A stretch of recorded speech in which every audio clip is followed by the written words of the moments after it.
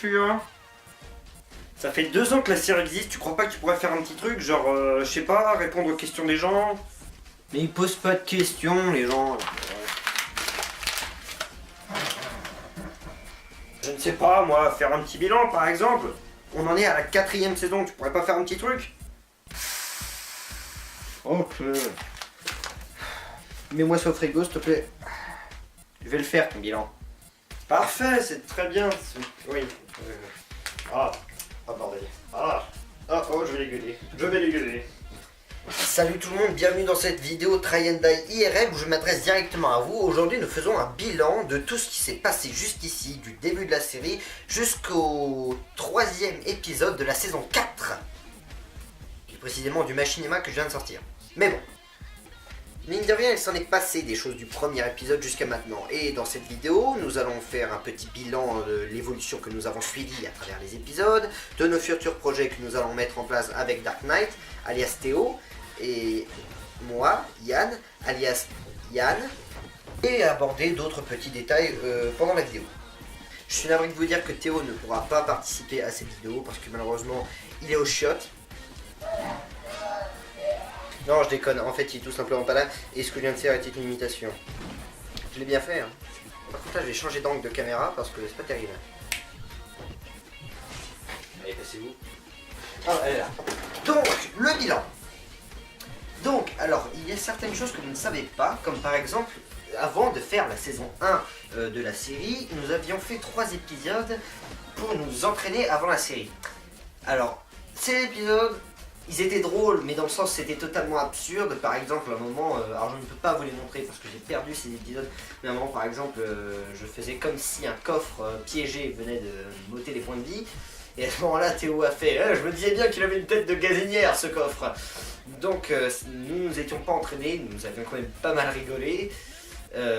Mais c'était pas le bon genre de truc qu'on recherchait. Alors, j'ai demandé à Théo, je crois qu'on devrait refaire les épisodes. Il dit non, attends. Mais finalement, j'ai réussi à le convaincre et puis on l'a pas regretté. Parce qu'on a commencé par une bande-annonce. Donc du coup ça fait une sorte d'ouverture à la série, parce qu'il faut que tout le monde soit prévenu de ce que ça va être dès le départ, parce qu'il dit Try and Die, qu'est-ce que ça peut être comme série? Donc effectivement, alors je ne sais pas si certaines personnes ont remarqué, mais dans le premier épisode, nous voyons dans la bande-annonce Théo, enfin une ombre se déplacer avec quelque chose dans la main tandis que la caméra avance. C'était Théo, en fait, qui portait l'ordinateur avec la webcam qui filmait. Oui, ça peut paraître complètement malade de se dire que des gens ont sorti leur ordinateur pour le porter à bout de bras pour pouvoir filmer. Et c'était vraiment pas pratique et nous-mêmes, on se sentait ridicule avec ça. Et je précise que c'est avec cet ordi-là, hein, parce qu'il y a fait très attention, mais il aurait pu être vachement plus bousillé. Mais quand même, on en a pris soin, même dans l'air. Autre chose, oui, donc alors dans l'épisode 2, parce qu'en fait c'est pas l'épisode 1 dont je vous parlais, c'est l'épisode 0, parce qu'on dit que chaque saison a besoin d'un prologue, donc l'épisode 0, prologue, l'épisode 1 est dans l'épisode 2 qui se nomme Méfiez-vous de vous. Moi, hein, pas mon adversaire mais moi, lance une attaque à un moment qui se nomme... Attendez, faut que je reprenne ma fiche. Attends, comment ça s'appelait déjà? Absorption des sources, oui c'est ça, casse-toi.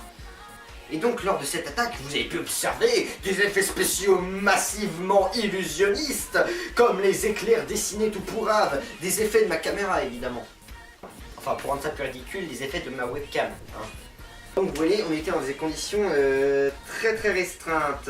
Et donc par la suite, à Noël, on m'a offert une caméra, je me suis dit, oh c'est génial, on va pouvoir faire évoluer la série.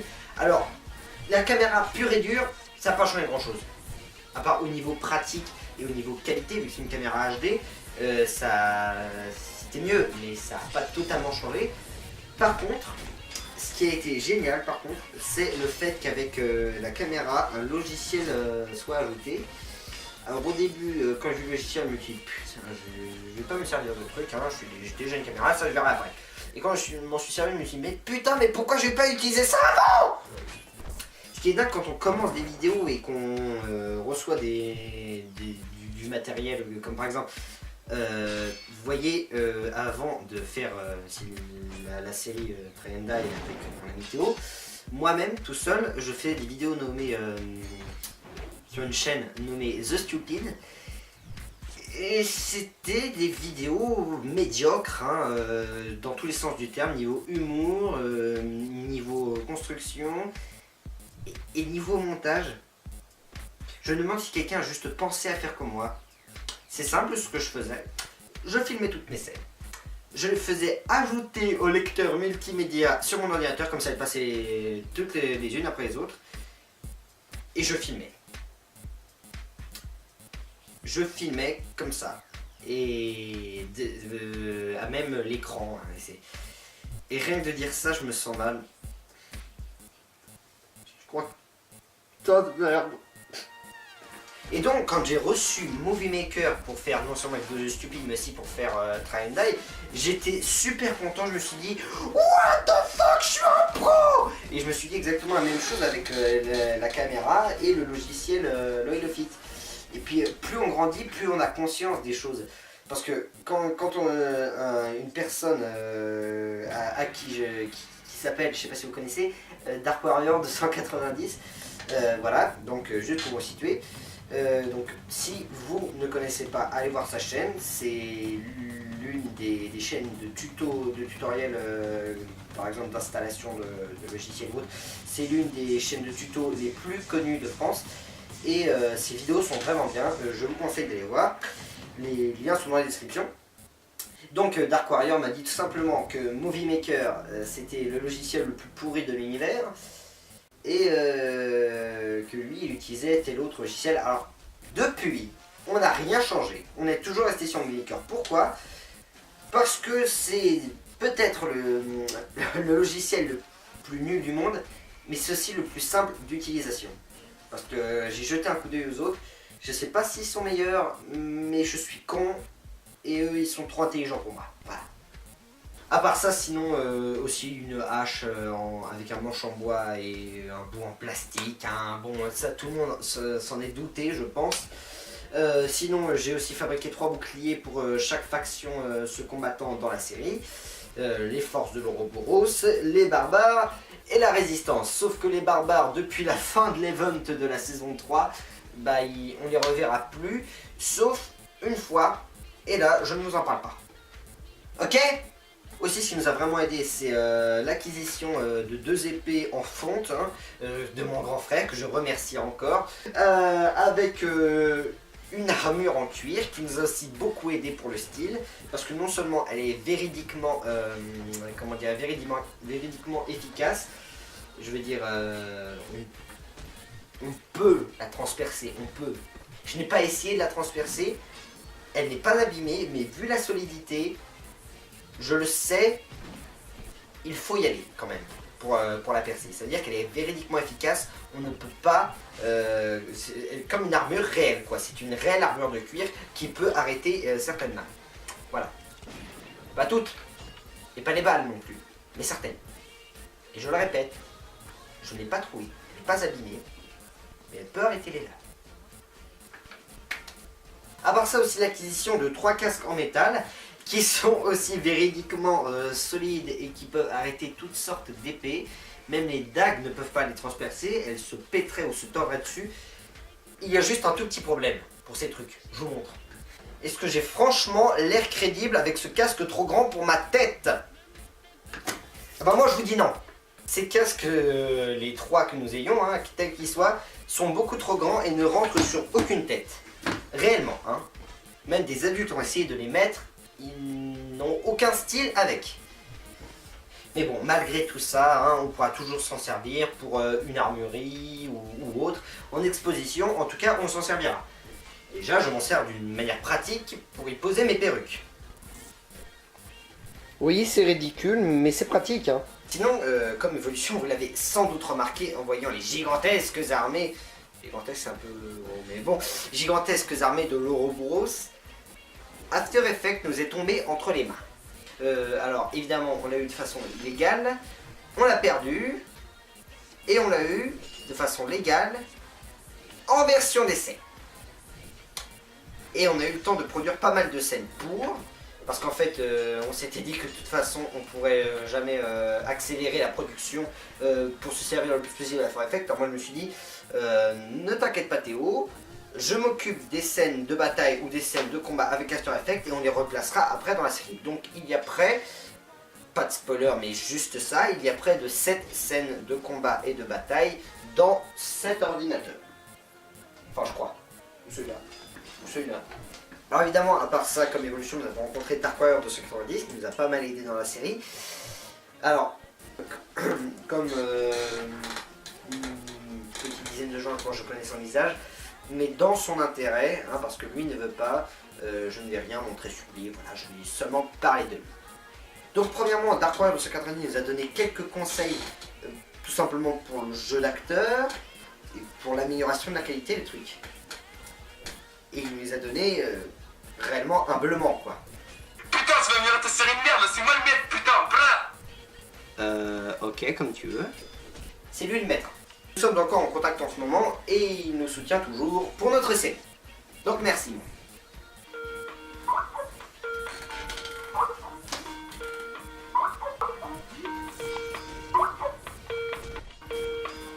Oh merde. Petite parenthèse, Dark Warrior nous a dit qu'il adorait l'épisode 8, la proposition de la saison 1, et que c'était l'un des meilleurs pour lui.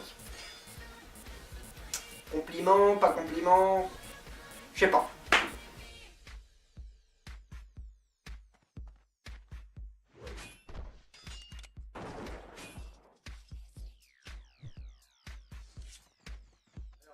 En vérité, c'est Théo qui a d'abord pris contact avec Dark Warrior, puis ensuite il me l'a présenté, et c'est par la suite que je l'ai connu. Donc, je l'ai connu vers le dernier épisode de la saison 1. Et puis, ensuite, après cela, nous nous sommes dit que ça serait peut-être temps de faire une intrigue et qu'on n'allait pas passer notre temps à combattre des méchants, à être toujours Théo et Yann, le duo incroyable. Et moi, je me suis dit, putain, j'adorerais être méchant. Ouais. Et c'est ainsi que naquit l'Ouroboros, un méchant dont je suis très fier et que j'adore personnellement, j'adore jouer celui-ci. En particulier, j'ai adoré le jouer dans l'épisode 9, oui, 9 je crois, de la saison 3, avec une jeune fille nommée Eléa, qui nous a grandement aidé pour cet épisode et aussi pour alors pour les 3 premiers épisodes avant la série officielle. Elle avait participé à l'un d'eux et elle est revenue plus tard et nous la remercions beaucoup pour sa performance parce que ça nous a beaucoup amusé de tourner cet épisode. On a piqué fou rire sur fou rire sur fou rire dans ce hangar désaffecté et j'ai adoré les terrifier. Elle m'a elle-même confessé que pendant le tournage elle était complètement flippée pendant que je lui parlais et ça me plaît, ça me va droit au cœur. Donc Eléa, si tu regardes, merci. Dis-moi, est-ce que je te fais peur? Et aussi jouer les pervers pour Théo à certains moments de la vidéo, ça l'a beaucoup éclaté apparemment.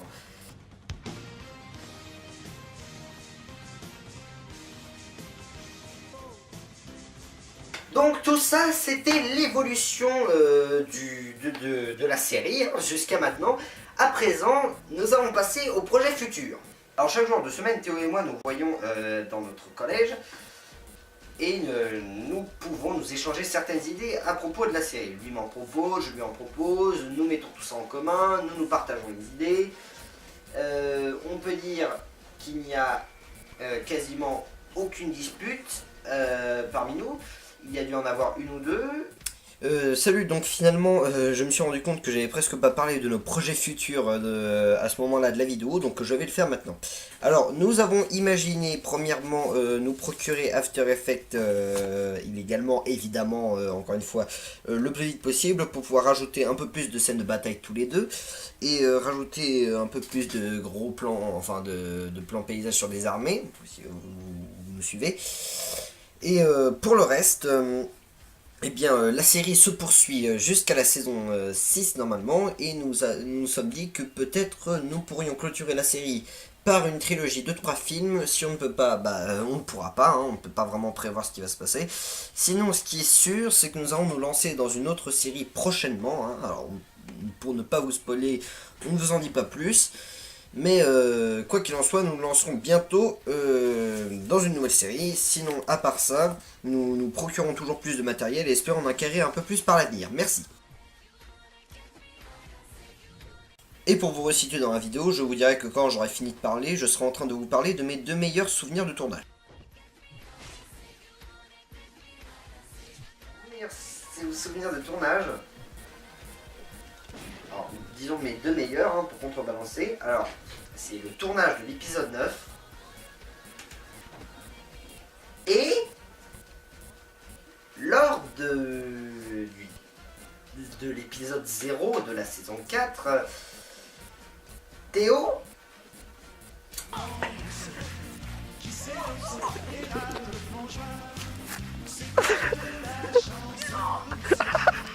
putain de merde, je n'arrive pas à croire que je lui ai laissé faire ça. C'était le bilan de toute notre série jusqu'ici. Ça aura duré longtemps, je suis navré pour s'il y a des sujets qui vous ont pas intéressé, s'il y a des trucs qui vous ont semblé trop ennuyeux, mais bon, c'était un bilan, donc c'est pas toujours intéressant.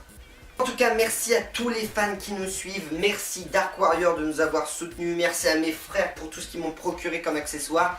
Et pour terminer, alors à chaque vidéo ainsi, c'est-à-dire IRL où je m'adresse directement à vous, à la fin de la vidéo, je suis conscient que nous ne sommes pas des professionnels et que nous sommes encore moins des vétérans de YouTube. Mais je pense qu'il est très important, et nous ne visons pas, hein, je précise, il est très important d'encourager tous les nouveaux arrivants sur YouTube, en particulier ceux qui se lancent dans le podcast et autres. Donc à chaque vidéo comme ceci, je vous conseillerais la chaîne d'une personne. Alors pour le coup, il s'agit de la chaîne de Nicolas Thorne avec des petits let's play et une ou 2 vidéos amusantes. Allez voir, c'est plutôt drôle et il faut encourager ce genre de gens, surtout s'ils font du bon boulot, car ces vidéos c'est de la qualité, faut le dire. Hein. Donc je vous invite à aller voir, le lien est dans la description.